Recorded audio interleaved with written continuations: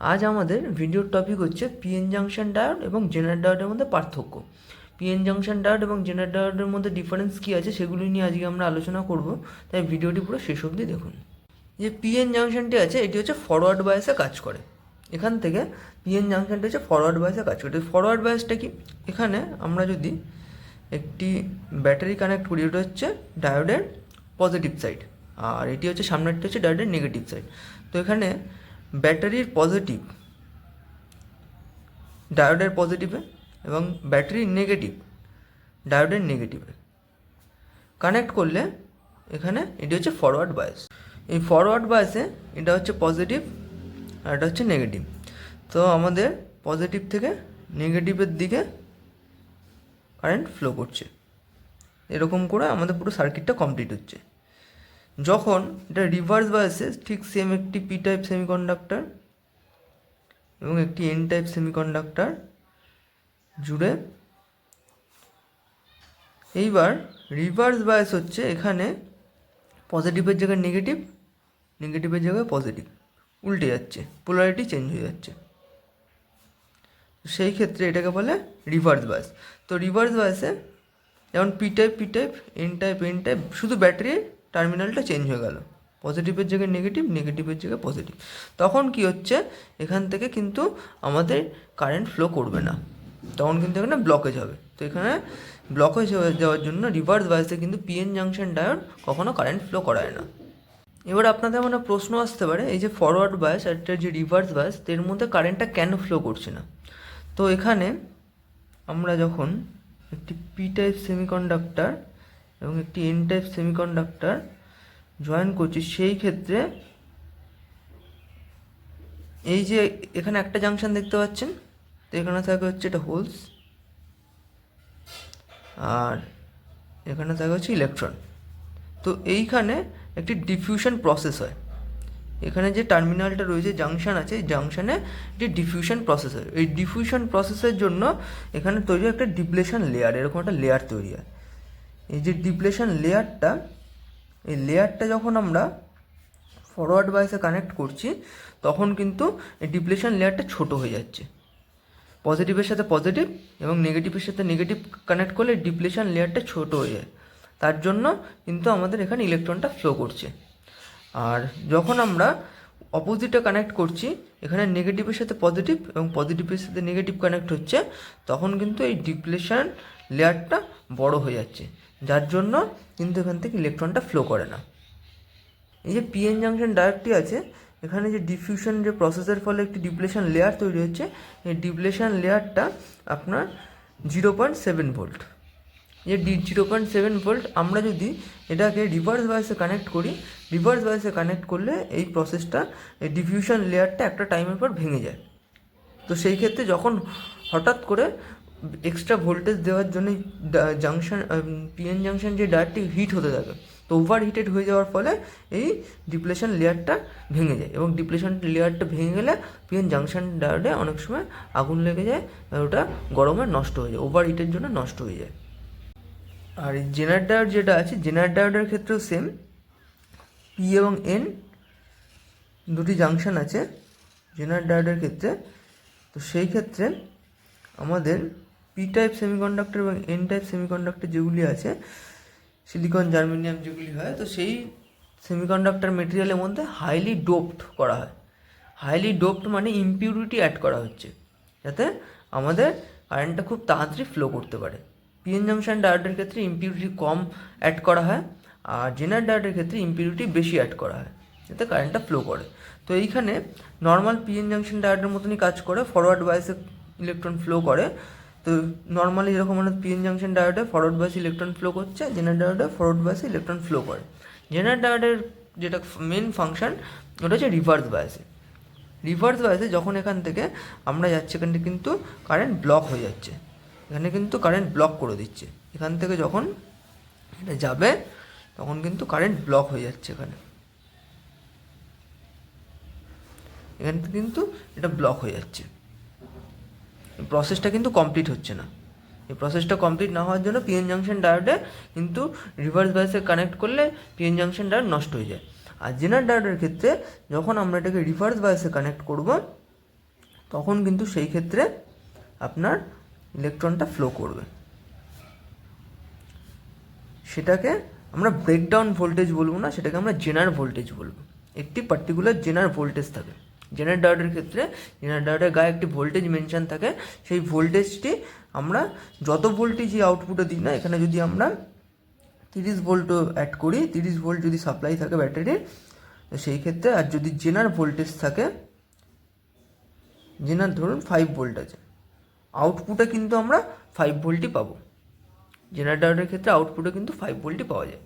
জেনার voltage যেটা থাকবে reverse বায়াসের ক্ষেত্রে, সবসময় কিন্তু রিভার্স বায়াসের ক্ষেত্রে জেনার ডায়োড আউটপুট ভোল্টেজটা মেনটেন করে। রিভার্স বায়াসের ক্ষেত্রে এটা কিন্তু পুরোটা রিভার্স বায়াসের ক্ষেত্রে 5 ভোল্ট আউটপুট দেবে।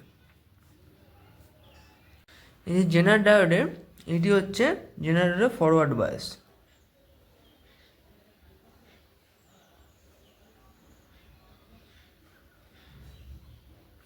এটি হচ্ছে জেনার ডায়োডের ফরওয়ার্ড বায়াসের সার্কিট ডায়াগ্রাম, আর এটি হচ্ছে রিভার্স বায়াস। ফরওয়ার্ড বায়াসে যদি আমরা এখানে 30 ভোল্ট দিই, তাহলে আমাদের এখানে পিএন জাংশন ডায়োডের মতনই যে ভোল্টেজটা ড্রপ হওয়ার কথা, যেমন এখানে 0.7 থাকতে পারে, 0.3 থাকতে পারে, সেটা হচ্ছে ডায়োডের উপর ডিপেন্ড করে এখানে ড্রপ করবে। এখান থেকে আমাদের এই দুটো পয়েন্টে আউটপুটটা মেজার করতে হয়, এই দুটো পয়েন্টে আমাদের আউটপুটটা মেজার করতে হবে। সেই ক্ষেত্রে আমরা আউটপুটটা দেখতে পাবো। এটি হচ্ছে ফরওয়ার্ড বায়াস। এবার রিভার্স বায়াসের ক্ষেত্রে যখন আমাদের হচ্ছে ইনপুট ভোল্টেজ হচ্ছে 30 ভোল্ট আর আমাদের জেনার ভোল্টেজ হচ্ছে 5 ভোল্ট, তাহলে এখান থেকে যদি আমরা ভোল্টেজটা মেজার করি, তাহলে কিন্তু এখানে আমরা 5 ভোল্টই পাবো। এখান থেকে কিন্তু আমরা আউটপুট ভোল্টেজটা 5 পাবো। 30-এর ওপরেও যদি বাড়িয়ে দিই, ভোল্টেজ অ্যাম্পিয়ার চেঞ্জ করলে আমরা আউটপুট কিন্তু 5 ভোল্টই পাবো রিভার্স বায়াসের ক্ষেত্রে। এটি হচ্ছে, এটাকে জেনার ব্রেকডাউন বলে। আর এখানে যখন আমরা নর্মাল ডায়োডের ক্ষেত্রে রিভার্স বায়াস দেবো, তখন কিন্তু ইলেকট্রন ফ্লো করবে না। যদি আমরা ওভার ভোল্টেজ দিই, সেই ক্ষেত্রে পিএন জাংশন ডায়োডটা প্রথমে গরম হবে, কিছুক্ষণ কারেন্ট ফ্লো করার পর তারপর কিন্তু নষ্ট হয়ে যাবে, সেটা ড্যামেজ হয়ে যাবে। আর জেনার ডায়োডের ক্ষেত্রে সেটা কিন্তু নষ্ট হবে না, সেটা কিন্তু জেনার ব্রেকডাউন হিসেবে কাজ করবে, ভোল্টেজ রেগুলেটর হিসেবে ব্যবহার করা যায়।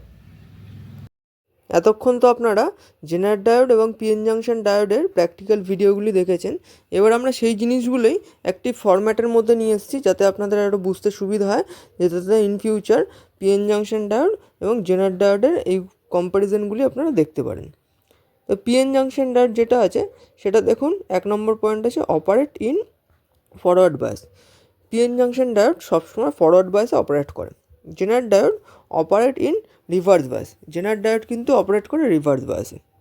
সেকেন্ড পয়েন্ট দেখুন, PN junction diode use in rectification. PN junction diode AC থেকে ডিসি করার জন্য কাজে ব্যবহার করা হয়। আর জেনার ডায়োডের ক্ষেত্রে দেখুন used for voltage regulation. Zener diode কিন্তু ভোল্টেজ রেগুলেশনের জন্য ব্যবহার করা হয়। PN junction diode breakdown may damage to diode. যদি পিএন জাংশন ডায়োডে ব্রেকডাউন হয়, তাহলে কিন্তু পিএন জাংশন ডায়োডটা নষ্ট হয়ে যেতে পারে। আর জেনার ডায়োড দেখুন design to work breakdown region. Design করা হয়েছে জেনার ডায়োডকে ব্রেকডাউন ভোল্টেজে অপারেট করার জন্য। 4 নম্বর পয়েন্ট দেখুন, এখানে লেখা রয়েছে moderately doped. PN junction diode doping যে প্রসেসটা আছে, মানে ইমপিউরিটি, তো সেই ইমপিউরিটিটা কিন্তু কম দেওয়া থাকে। আর এখানে জেনার ডায়োডের ক্ষেত্রে হেভিলি ডোপড। তো হেভিলি ডোপড দেওয়ার কারণটা হচ্ছে, জেনার ডায়োড যেহেতু আমরা ভোল্টেজ রেগুলেটর হিসেবে কাজ করি, যাতে ওখান থেকে ইলেকট্রনটি খুব তাড়াতাড়ি পাস করতে পারে, তার জন্য এটাকে হেভিলি ডোপড করা হয়েছে।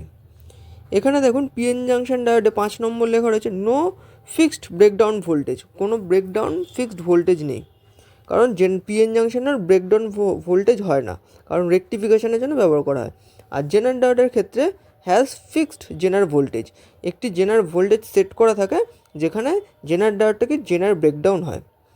6 নম্বর দেখুন, এখানে হাই ব্রেকডাউন ভোল্টেজ।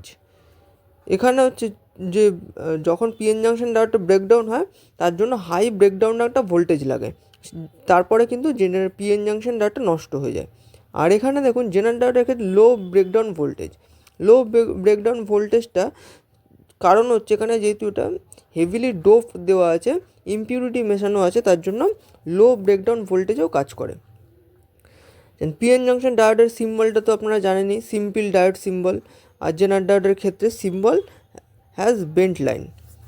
আচ্ছা, পিএন জাংশন ডায়োডের ক্ষেত্রে ইউজড ইন রেকটিফায়ার সার্কিট, যেমন আপনি এসিডিসি যে সার্কিটটা পাবেন সেখানে আপনি পেয়ে যাবেন পিএন জাংশন ডায়োড। আর জেনার ডায়োডের ক্ষেত্রে দেখুন used in voltage stabiliser circuit. Voltage stabiliser হিসেবে বেশিরভাগ, যেখানে আমরা লাস্টে 5 ভোল্ট হোক বা 12 ভোল্ট হোক, বেশিরভাগ ক্ষেত্রে যেখানে আপনার ফিক্সড ভোল্টেজটা লাগে সেখানে আপনি দেখতে পাবেন এটা। এখানে দেখুন লেখা রয়েছে current flow in P to N in forward bias. PN junction ডায়োডের ক্ষেত্রে কারেন্ট ফ্লো করে পি থেকে এন ডাইরেকশানে।